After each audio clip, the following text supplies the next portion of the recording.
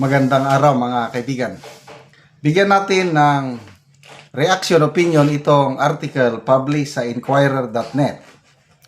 The first impeachment complaint Marcos sent to House. January 19 na balita, sinulat ni Gabriel Pabico Lalu. Okay. The first impeachment complaint against President Ferdinand Marcos Jr. has been filed with the House of Representatives over his alleged involvement in a 2025 corruption scheme concerning on program appropriations. Sandali ha. Excuse me. Lawyer Andre De Jesus submitted the complaint Monday morning to the Office of House Secretary General Sheloy Garafil. The complaint was endorsed by Deputy Minority Leader and Pusong Pinoy Party List Representative Journey Nisay. Photos provided to the media showed Garafil receiving the documents. Okay. Ano pa? This marks the first impeachment complaint against Marcos since he assumed the presidency in 2022. The House previously handled impeachment complaints against Vice President Sara Duterte over alleged corruption involving the misuse of confidential funds in her office from 2022 to 2024. Ayan na! Nauna! Pusong Pinoy. And then Deputy Minority Leader. First time kong marinig itong Pusong Pinoy Representative Journey Nisay. Kung minority, baka iba pa itong Duterte group. Kasi sabi ni Congressman Edgar Erese, mga pro-Duterte ang nag-convince sa kanya na i-endorse yung ano. So kung pro-Duterte, yung ilan bang apat ata sila na Duterte o tatlong Duterte na nasa Kamara, hindi naman sila member sa minority. Independent block sila. So iba pa itong ito opinion ko lang baka more than 2 rin ang magsasampa ng kaso. Nabigla ako dahil Deputy Minority Leader ang nag-endorse ng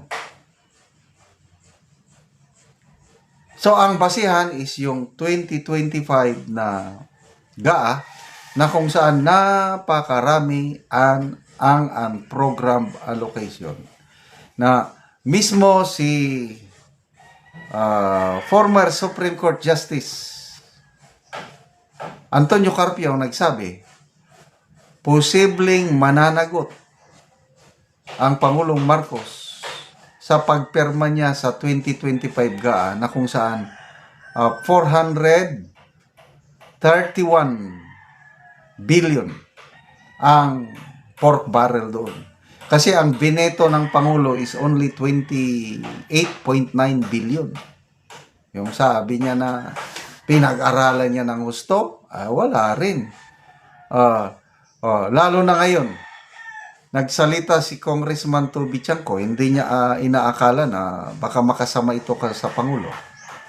Yung ibinulgar ni Congressman Toby Chanco na alam na ng Pangulo ang ginagawa ni Martin Romualdez at Saldico sa pag-divert sa mga pundo. Kaya November of 2024, ito, budget deliberation na ito, na nabawasan na yung National Expenditure Program. Inilipat sa mga pet project sa mga kongresista. Kaya according to Congressman Toby Chanco, and I believe him, hindi siya nagsisinungaling. Sinabi lang niya ang totoo. Akala niya, mapapabuti niya ang imahe ng Pangulo.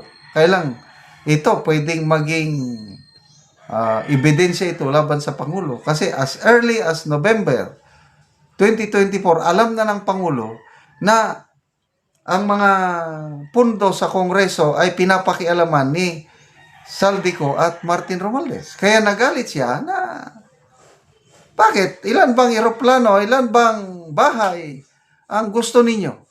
Oh, nag-promise daw si Martin Romualdez na ibabalik nila sa Baykam. Maganda sana kung ibinalik, kaya lang wala rin. Ibig sabihin, binaliwala, base sa kwento ni Congressman Toby Chanqua, binaliwala ni Martin Romualdez at Saldico ang kagustuhan ng Pangulo na maibalik yung mga pundo sa flagship programs na binawas nila. Kaya tinagurian ang 2025 budget na most corrupt budget in our nation's history. Sinampahan ng petition sa Supreme Court. Kasamaang palad, hanggang ngayon wala pang desisyon ng Supreme Court na sana i-declare na unconstitutional. Kaya lang, hintayin natin, baka biglang lalabas yan. Katulad ng PhilHealth, dineclare na unconstitutional yung paglipat ng 60 billion.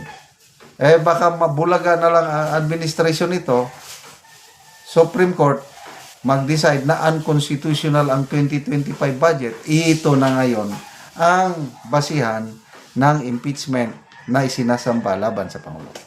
Kaya lang, it's a numbers game ito. It's more of a political. Kaya, kung ako ang inyong tatanungin, hanggang 10 lang yan. Hindi yan makakagather ng enough signatures para ma-endorse ang impeachment complaint laban sa Pangulo papunta sa Senado. Yan ang nakikita ko. Ganon din ang mangyayari kay VP Sara. Kaya ako, nagpapasalamat na lang ako kay National Unity Party Chairman Ronaldo Puno. Nagsabi na siya na hindi nila i-endorso, hindi nila susuportahan ang alinmang impeachment complaint laban sa Pangulo at laban sa Vice Presidente.